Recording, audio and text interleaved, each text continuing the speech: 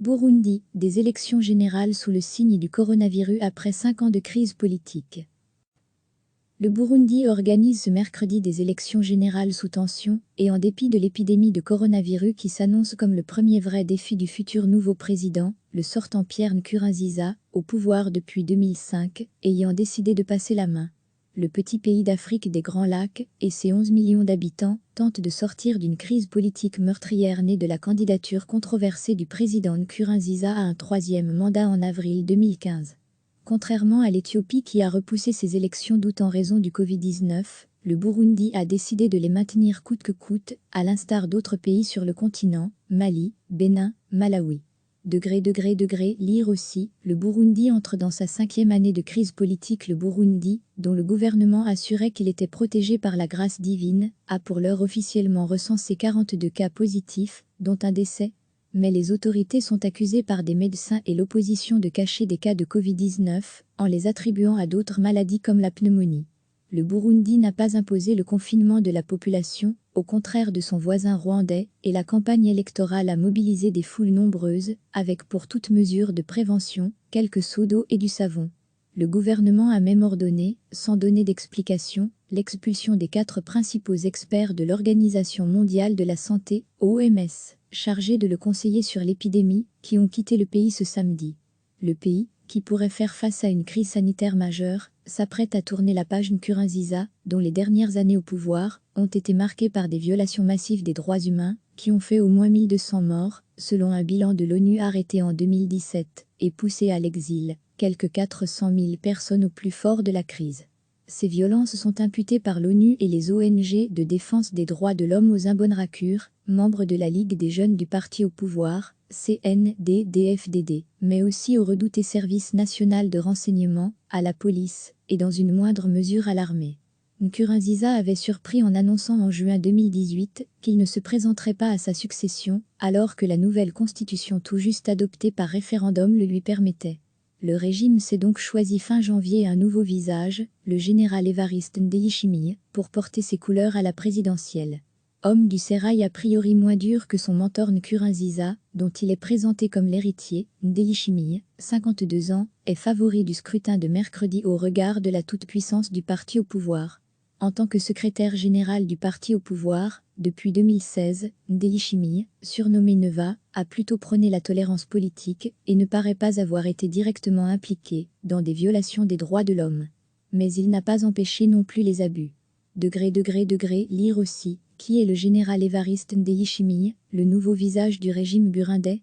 La campagne a, par ailleurs, été après son principal rival parmi les 6 autres candidats, Agathon Rwasa, a mobilisé les foules.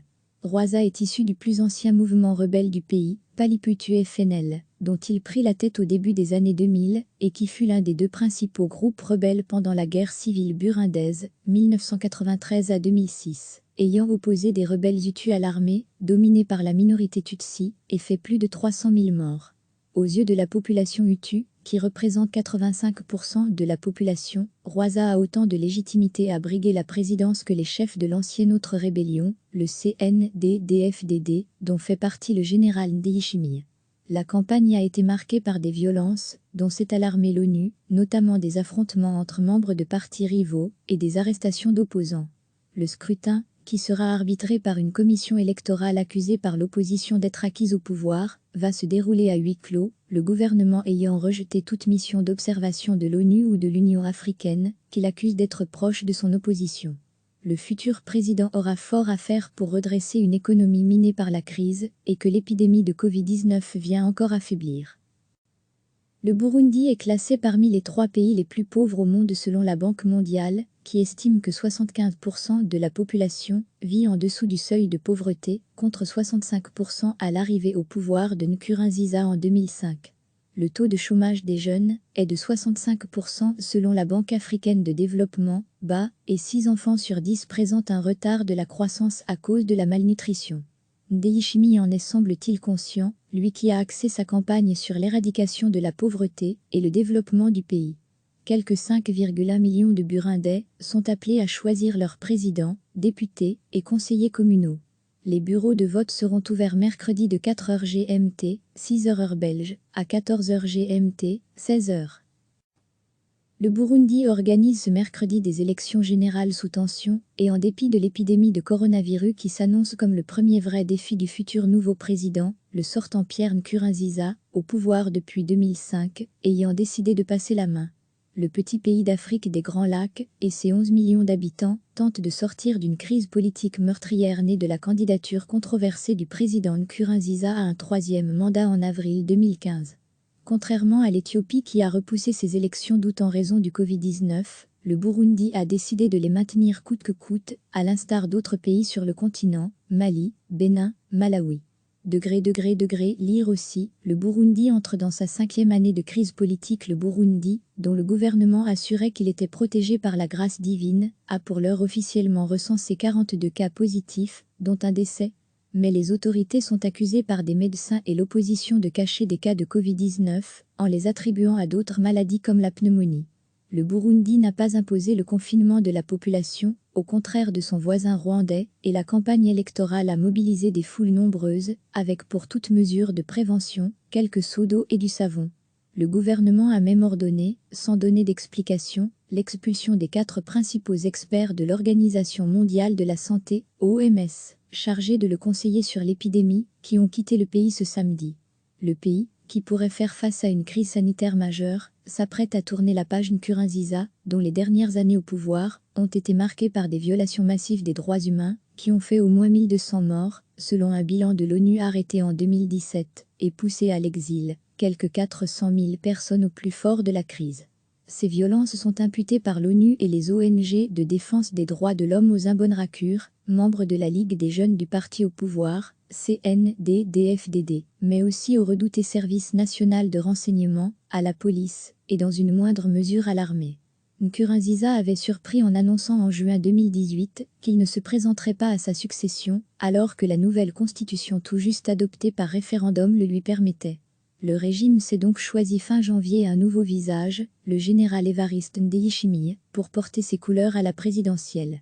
Homme du sérail a priori moins dur que son mentor Nkurunziza, dont il est présenté comme l'héritier, Ndayishimiye, 52 ans, est favori du scrutin de mercredi au regard de la toute-puissance du parti au pouvoir. En tant que secrétaire général du parti au pouvoir, depuis 2016, Ndayishimiye, surnommé Neva, a plutôt prôné la tolérance politique et ne paraît pas avoir été directement impliqué dans des violations des droits de l'homme. Mais il n'a pas empêché non plus les abus. Lire aussi, qui est le général Évariste Ndayishimiye, le nouveau visage du régime burundais. La campagne a, par ailleurs, été après son principal rival parmi les 6 autres candidats, Agathon Rwasa, a mobilisé les foules.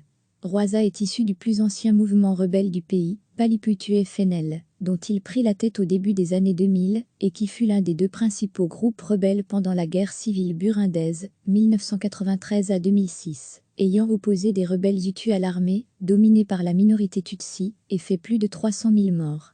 Aux yeux de la population Hutu, qui représente 85% de la population, Rwasa a autant de légitimité à briguer la présidence que les chefs de l'ancienne autre rébellion, le CNDD-FDD, dont fait partie le général Ndayishimiye. La campagne a été marquée par des violences, dont s'est alarmée l'ONU, notamment des affrontements entre membres de partis rivaux et des arrestations d'opposants. Le scrutin, qui sera arbitré par une commission électorale accusée par l'opposition d'être acquise au pouvoir, va se dérouler à huis clos, le gouvernement ayant rejeté toute mission d'observation de l'ONU ou de l'Union africaine, qu'il accuse d'être proche de son opposition. Le futur président aura fort à faire pour redresser une économie minée par la crise et que l'épidémie de Covid-19 vient encore affaiblir.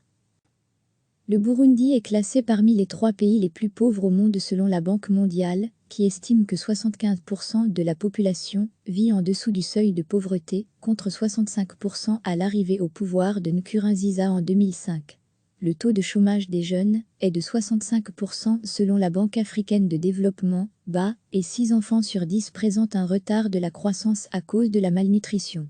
Ndayishimiye en est semble-t-il conscient, lui qui a axé sa campagne sur l'éradication de la pauvreté et le développement du pays. Quelques 5,1 millions de Burundais sont appelés à choisir leurs présidents, députés et conseillers communaux. Les bureaux de vote seront ouverts mercredi de 4h GMT, 6h heure belge, à 14h GMT, 16h.